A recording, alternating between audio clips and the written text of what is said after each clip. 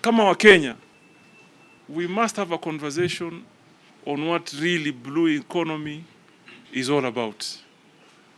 Na mimi nilikuwa naomba, ningefurahi sana leo tungefocus, nitakujibu, tungefocus na mambo ambayo yametendeka, because I believe what you report today may help prevent such a calamity to happen again in the future. Because just to inform our people that we need to do a bit more of planning. But nani alisema mambo ya kuhesabu? You know, wewe umeenda shule.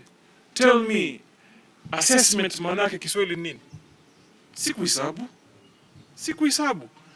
And then kitu ambacho tunataka tujue, vitu vingine havibadilishwi. Yani Kenya cannot be an island. We cannot purport to want to do things our way. So if you go to Tanzania, they do fish assessment. Somalia, they do stock assessment. Oman, US, every state of the US, they do what they call stock assessment.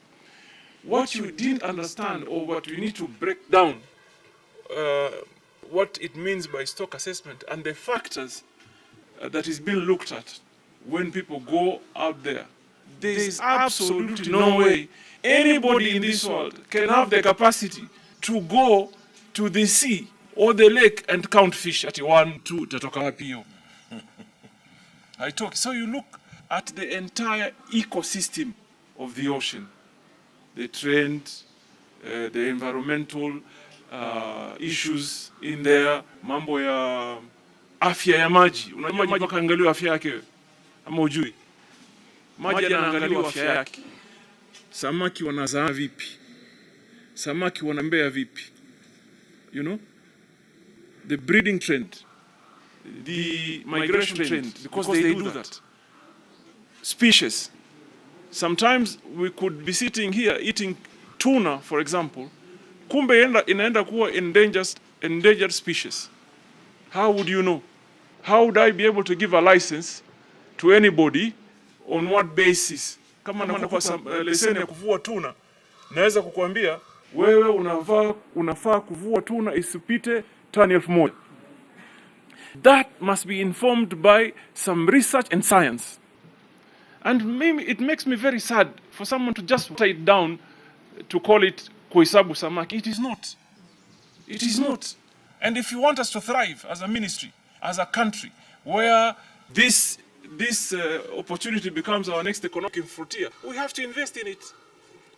What you should be asking us is, show us the reports of the work that has been done, and we give you the details to it. Ya mwisho kabisa nikikujibu ndugu yangu. So we are okay to count gazelles, elephants, lions. Because why? Tourism and economic gain. Na is it different from wale viumbe vinavyoishi kwenye samaki? It's the same. It's the same. We just need to explain it, how it's done. And by the way, so that you know, it requires a lot of science. A lot of science, because you have to determine even the weather pattern. Maji yanakuwa moto, baridi kiasi gani. So what I'm happy to do for you is one day maybe to give you a detailed reporting on what stock assessment really means. But let me assure you, and I'm saying this really kwa roho safi, if anybody attempts to say we should never do stock assessment, you are simply telling us, allow our neighboring countries to benefit from our very basic God-given natural resource. Because Somalia is doing stock assessment. Tanzania is doing stock assessment. Seychelles is doing stock assessment. Mauritius is doing stock assessment. South Africa, everybody does stock assessment. Lakini sisi unajua, bahati mbaya Kenya kila mtu ni mjuaji. Tena siku hizi leo tuna mtandao. Kila mtu yajua kila kitu. Mtu anaweza kaa akashika mtandao rahisi TikTok, akaanza kuongea mambo ya afande. Radio afande lolote, na wewe hujakanyaga radio hata siku moja. And that's the country we live in today. But for me, as a CS here, I'll make the right decision. That is for the interest of the people. Sitoogopa wale watu wa mtandao wakisema sijui samaki wa hesabu tena mmoja ati sijui Joho hesabu moja mbili. We will not be derailed. We will be focused on what needs to be done. And we ask that you support us in making the right and good decision. That progressive. Asante. Thank you so much. Ya mwisho hiyo.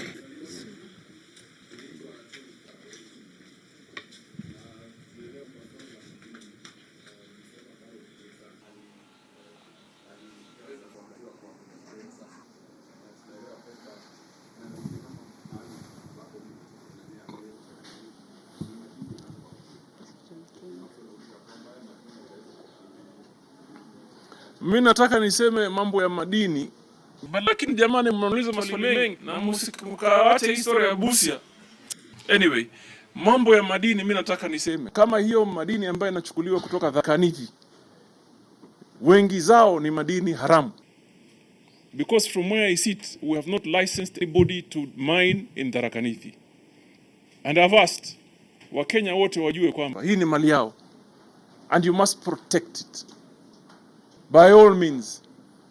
And therefore, I think I should even produce a hotline where people can report to us mali inachukuliwa wapi.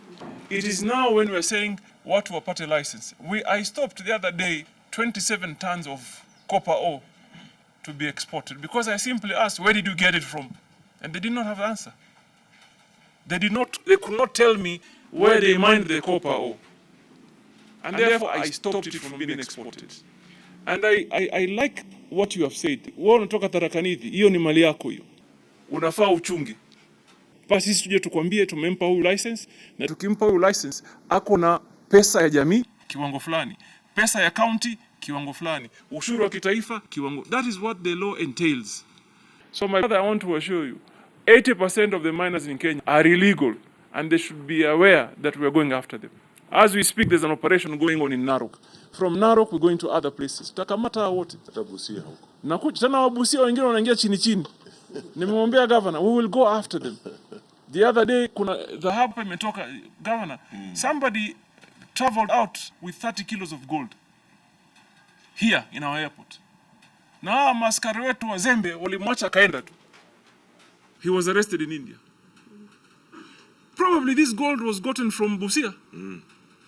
County haikupata kitu, mwananchi zero, serikali ya kitaifa zero. So there are things that we must do different and we shall do them. Asanteni.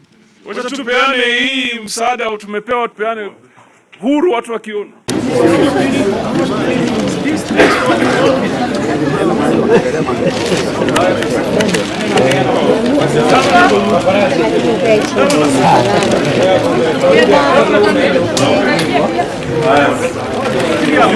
Mama pia